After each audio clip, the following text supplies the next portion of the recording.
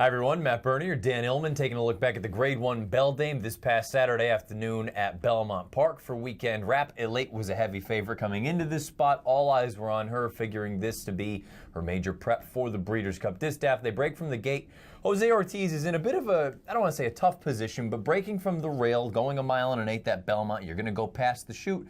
Not the most comfortable of positions, and she finds herself in amongst horses early. Despite being the only 3-year-old in this race and trying elders for the first time, on paper, the only way that Elate could get beat is if somehow this inside post position worked against her and she was locked in throughout. And for a long time in this 1 1/8 race, it looked like she was going to get locked in. This is not a comfortable spot at all. Yeah, and like you said, you're going to see she's going to be in this position really until we get to the top of the stretch and even a little bit farther down the lane. But before we get to that point, you see Bishop's Pond out on the front right now, cutting out the fractions, 23-1 for the opening quarter. Half mile they get in 47. Money's on Charlotte, a nice filly in her own right, along with Eskin for Money. They're the ones taking up the chase, and there's a little bit of race riding going on as well. I'm sure they know the horse to beat is Elate. Let's pin her in. And if you watch the head-on of this race, you're going to see Jose Ortiz on Elate keep looking to the right. How can I get out? How can I get out? And you're right. I do think that Javier Castellano and Eskin for Money right now is intent on keeping Elate in for as long as possible. Jose is going to get into the two-path right now, figuring that Money's on Charlotte might be the one to bypass Bishop's Pond and give him a scene, but still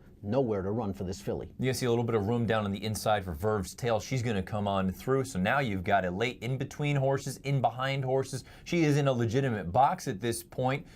But at this point now, you're looking at it saying she is just full of run. If Jose can ever find a seam, she's going to burst through. And this was the thing you brought up earlier. The coaching club, you know what? Maybe she was a little intimidated inside. She splits here, and this race is over. You're absolutely right. The coaching club American Oaks, where she was in a very tight spot down towards the inside of Abel Tasman, gave her a tremendous amount of experience and confidence. You saw she shot through. The race was over in a matter of strides. This, I think, the connections have to feel a very, very good prep for the Breeders' Cup Distaff. I don't think Elate had to get to the bottom of the well at all to beat these horses. At odds of 1 to 5, Elate wins the Beldame. She pays $2.60 to win. Money's on Charlotte is second. She pays $4.40 to place. Eskin for Money, $2.60 to show. Your $1 exact to $7.30. 50-cent try, $7.95. Elate earns a 97 buyer speed figure, winning the Grade 1 Beldame, and she has very quickly put together a resume for a 3-year-old filly champion that is at least comparable. It may not be as good right now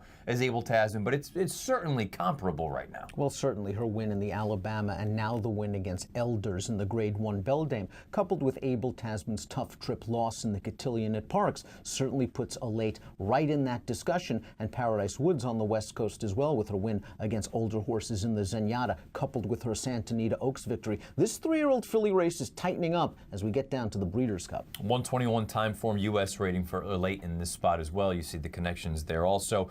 We saw she put 5 lengths on this field in the blink of an eye. Now, in fairness, at 1 to 5, she was supposed to do this to this kind of field.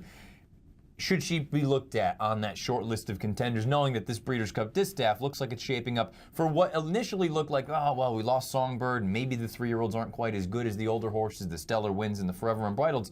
This is really quickly turned into what looks like it could be a very, very good betting race. Tremendous betting race. I mean, we have Stellar Wind, who will be coming off of a long layoff for this race. I think she does run well off layoffs. You know she's going to take money. Forever Unbridled coming off a little bit of a layoff. She's a hard-hitting older horse. We've got Abel Tasman, and of course we've discussed about her accolades and her accomplishments this year, but I would not count out Elate. You had a feeling after Elate's career debut as a 2-year-old, her one and only start at 2, that she was going to be a Breeders' Cup Distaff kind of horse. It just took the long way around. Lots of fits and starts to her career, but she's figured it out, and she's very good. Bill Mott deserves a lot of credit. Again, it was one of those situations early as a 3-year-old. Maybe she didn't live up to expectations, and people started wondering. Maybe she's not as good as everyone had made her out to be. Guess what? She's every bit as good, if not better, than what we thought she could be. I don't want to disrespect the rest of this field, but we talked about it. She was supposed to win this race. Elate and everybody else, they're a notch or two below. Money's on Charlotte, Eskin for Money, and Verve's Tail. They're all really, really nice fillies.